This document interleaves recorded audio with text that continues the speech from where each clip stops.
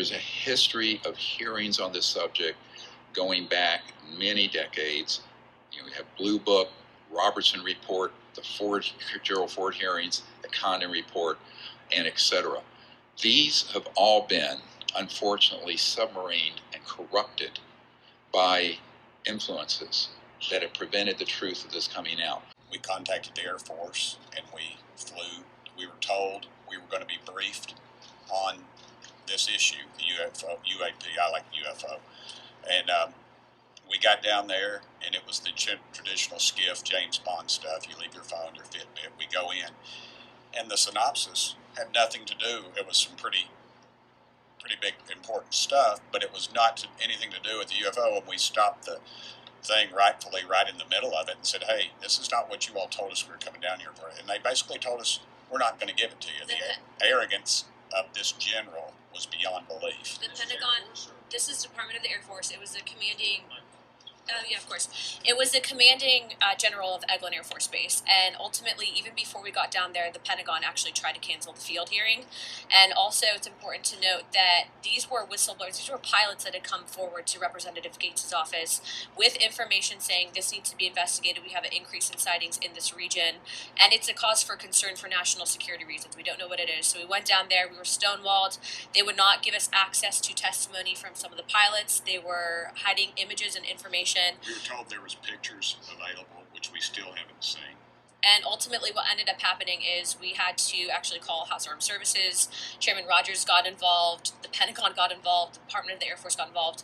We actually got into an argument with the general of that base. And it's important to note that we were there simply to follow up on the whistleblowers that came forward with information. And so if the Department of the Air Force, if the Pentagon thinks that they're above Congress, they have something else coming to them. We told them we were going to do this if they continue to hide information, and ultimately the American people deserve the facts. General Stubblebine offered me $2 billion not to do what I'm doing in 1992. We're witnesses to this. A shadowy government with its own Air Force, its own Navy, its own fundraising mechanism, and the ability to pursue its own ideas of the national interest, free from all checks and balances, and free from the law itself. Numerous pilots have told us, and I'm sure they've told Representative Luna, that when they come forward with this, they're supposed to be provided some sort of whistleblower protection, but they're not. The brass will tell you they're debriefed. Well, they're interrogated for 8 hours, I believe, at some point. Then they have a blemish on the record, and then they carry this stigma.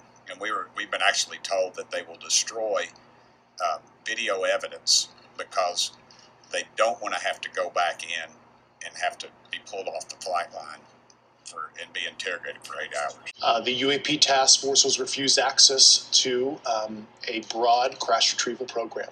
Non-human, exotic origin, vehicles that have either landed or crashed. We have spacecraft from another species. We do, yeah. How many? Quite a number. 16 members next of the Senate who have written for the Pentagon to pick up its pace and further fund the investigations. But they have to have watchdog, external folks looking at that. That's what the Disclosure Project has to do. The also chairs and co-chair of the Senate Intelligence Committee have written to AARO with concerns about the feedback. There are people I know who have been through the AARO office and the SCIF, and they have contacted me explicitly saying that some of their information is not getting back to the members properly. This cannot happen. The Congress has passed a law. The Pentagon and this office must comply, and the people of the United States must insist that they comply with the law that has been passed. Primary objective of this incredible team of experts is not to go back and look at grainy footage of UAPs, but rather to give us a roadmap to guide us for future analysis. And this is the very scientific method that NASA holds true to its heart. Scientific research is intended to be publicly available and transparent, and NASA prides itself on making its data and images available to the public to learn and explore on their own. By holding public meetings like this one, we aim for open and honest dialogue with the public. We recognize that public interest in UAPs is high and that the demand for answers is strong. Conversations like this one are the first step to reducing the stigma surrounding UAP reporting. But because of the UFO stigma, the response has been irresponsibly anemic and slow. Congress established AARO. We made it clear that we expect vigorous action. We added very substantial initial funding for the office, but despite our best efforts, the President's budget for fiscal years 23 and 24 requested only enough funding to defray the operating expenses of AARO. It included almost no funds to sustain the critical research and development necessary to support a serious investigation. It took a letter to Secretary Austin from Senator Rubio and me and 14 other senators to get the office temporary relief for the current fiscal year. In this hearing, I intend to probe a series of specific issues. In the recent incidents where multiple objects were shot down over North America, it seemed that Pentagon leadership did not turn to AARO office to play a leading role in advising the combatant commander. We need to know whether this will continue. We need to know whether the leadership in DoD will bring AARO into the decision-making process in a visible way. And we need to know what role AARO will play in interagency coordination after the NSC working group disbands. I want to be extremely careful what I'm about to say, because it would be misconstrued by various folks out there.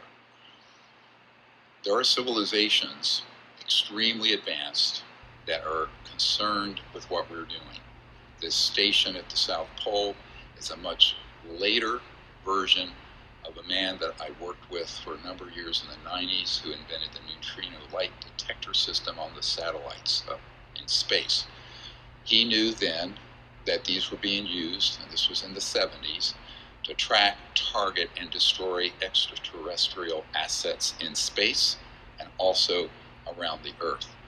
Now, these civilizations, given their extremely advanced state, had they wished to punch back, they would have. However, they are inordinately peaceful, they are organized in a group, and we need to come forward as a people instead of looking at everything as a military threat and see that there's an opportunity here and there has to be diplomacy and science and disclosure of the truth in order to avoid a catastrophe. My understanding is the technologies that are in these covert programs have become so advanced that at some point they could be a threat to these other worlds. As such, it puts our entire planet at risk because of the unchecked power and technology of the illegal secret government projects. This is a much graver national security threat than China, Russia, Iran, or anything the news media is currently covering. Next. I want to give you a call to action. All of you listening, citizens of the world, not just the United States. If you know someone who is a government contractor, a government employee, military, what have you, who has information on this, please have them contact us at this email address.